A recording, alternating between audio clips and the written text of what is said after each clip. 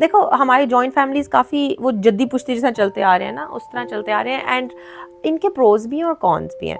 I live in a joint family. मेरे लिए सबसे बड़ा एडवांटेज जॉइंट फैमिली का ये है कि I been able to work because of the joint family, because my mother in law loves her grandsons, she takes care of her grandsons when I am not around, and ये मेरे लिए बहुत बड़ा advantage है।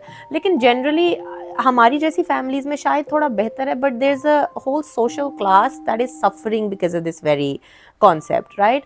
तो वो इसलिए क्योंकि देखो हमारे एक बड़े अजीब से बिलीव्स हैं। औरतों को बताया जाता है, सारी जिंदगी एक लड़की को बताया जाएगा that you will be able to do something जब तुम अपने घर चली जाओगी शादी के बाद।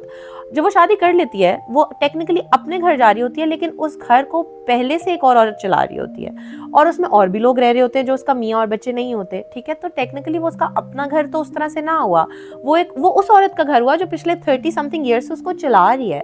And it's unfair for that woman to concede the house suddenly to a newcomer, and it is also unfair for the newcomer कि वो ऑलरेडी एक एग्जिस्टेंट सिस्टम में जा रही है, उसको सारी जिंदगी बताया जाता है तुम अपने घर में जाओगी तो ये कर लोगी, when you go to your own house you can make a system whatever you know. तो वो जो सास है जो वहाँ बैठी हुई है उसके लिए अनफेयर है कि एक मुझे कल की लड़की आके उसको बताए कि ये करना है या घर ऐसे चलाना है या वैसे चलाना है, क्योंकि उसने तो बहुत मेहनत की अपने घर पे, इतने साल उसने चलाया है। और प्रॉब्लली उसके साथ भी यही हुआ था कि वो भी किसी की बहू बन के गई थी और वो अपनी सास के अंडर रही for you know for what ever long, and उसके बाद फाइनली जब उसको अपना घर मिला 10 साल बाद उसकी बहू आ गई और अब उसका घर है ये। तो ये बहुत एक अजीब सा सिस्टम है जो चले जा रहा है। It's also very unfair and I think mentally unhealthy to teach your daughters firstly कि आपका जो शादी के बाद वाला घर होगा सिर्फ वो आपका घर है, ठीक है, जो आप जिसमें आप रह रहे हो ये तो यहाँ पे आप मेहमान हो, आपकी शादी हो जानी, ये एक कॉन्सेप्ट जो हमारा चलता है।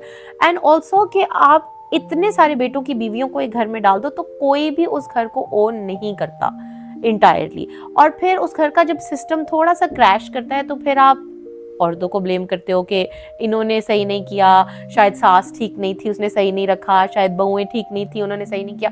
तो ये सारा कुछ क्यों ओनस औरतों पे है? ये सिर्फ सास और बहू वाली चीज नहीं है, ये एक गलत कॉन्सेप्ट है जिसका ओनस औरतों पे डाल दिया जाता है, even though I think this is a man's job to marry when he is ready to support his family separately from his parents. इधर ये बिल्कुल कॉन्सेप्ट नहीं है that he's not supposed to take care of his parents. He is, ठीक है, because I have 2 sons and I really want them to care about me when they grow up and when I'm older. But मेरा purpose of पैदा ऑफाइंग sons wasn't कि ये मेरा ख्याल रखेंगे बड़े होके। मैं अब उनको इस तरह की ट्रेनिंग देना चाहती हूँ कि वो बड़े होके सोसाइटी में एक पॉजिटिव इम्पैक्ट डाल सके। और ऑनेस्टली काफ़ी चीज़ें मैं उनको ना, अभी तो एक 3 साल का एक 2 साल का है, बट काफ़ी चीज़ें मैं सोचती हूँ और मैं कहती हूँ इन पे ये इस चीज़ का क्या इम्पैक्ट आ रहा है। It is only because once they grown up how will their wife react to this आदत, what will their kids learn from this adat if this adat continues? It is not for me. I might not even be alive, when my older is 30 or 40 years old. But his wife will either be happy with his aadatein or suffer because of his aadatein. And I think the generation aa rahi hai na, they're going to be very direct and very to the point, और वो मुंह पे बोल देंगे सारी चीज़ें। हम लोग मुरव्वतन चुप रह जाते हैं काफ़ी चीज़ों के बारे में जो कि हमारी आगे वाली जनरेशन नहीं रहेगी। और ये बात मुझे शर्म आएगी अगर कल को मेरी बहू आके मुझे कहेगी कि you didn't teach your son this and now I'm suffering because of it, and I really don't want to hear that. I do not want to hear that. तो इसलिए ये सारा जो फैमिली सिस्टम वाला कॉन्सेप्ट है, while it is a good concept of sorts, it is एक support system होता है, वो सारा कुछ वो मैं बिल्कुल मानती हूँ क्योंकि मैं रहती हूँ एक में, मुझे पता है कि सारा कुछ होता है, बट थोड़ा सा उसको ट्वीक अब जमाने के हिसाब से कर लिया जाए तो आई थिंक बेस्ट।